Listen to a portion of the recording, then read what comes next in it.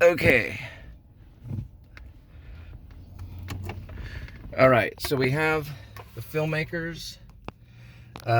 This is the Filmmakers Val cockroach or cockroach scene. Shot one, take one.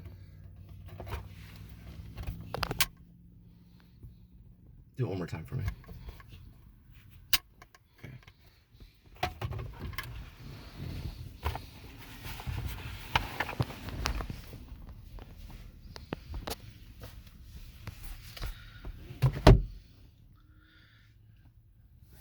Yeah, so I saw a cockroach by the kitchen sink earlier. Really? Did you kill it?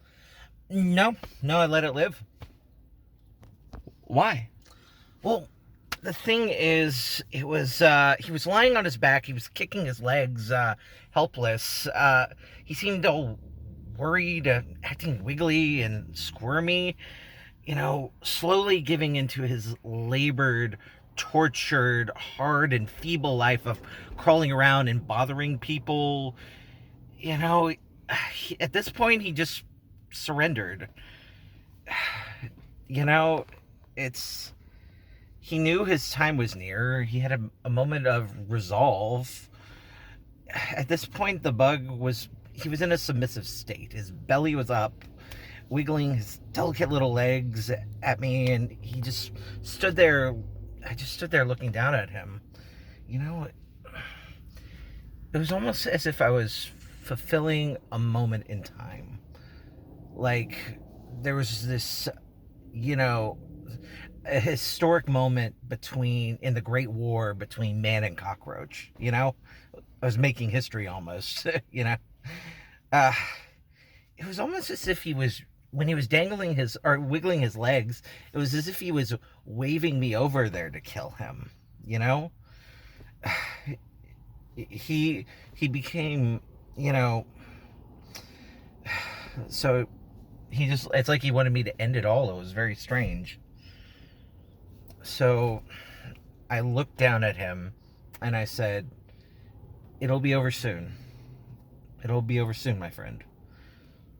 So I took my thumb and I covered my shadow over it to squish it. And the poor thing was,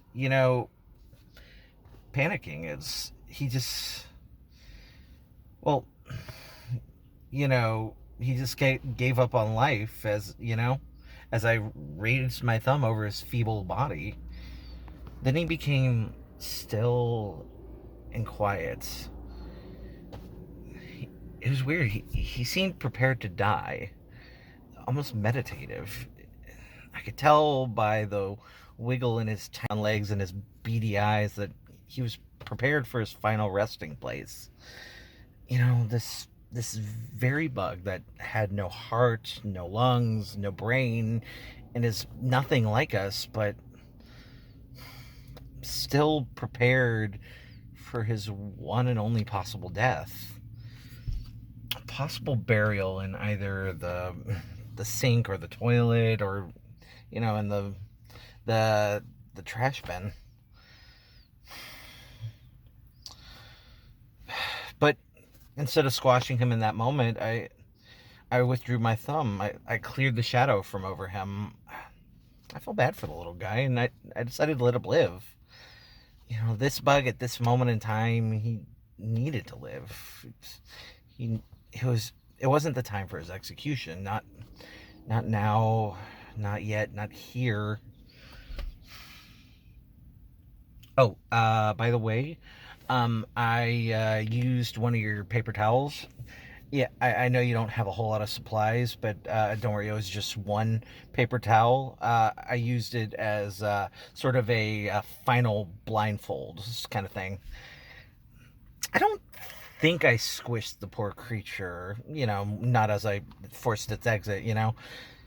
Eventually, it went down, and I just thumped the insect into the garbage disposal, and I turned on the faucet, and I looked away, and I let fate do its thing. I couldn't watch, I couldn't watch it die. You were attempting to be merciful. Mm-hmm. You spared the cockroach's life.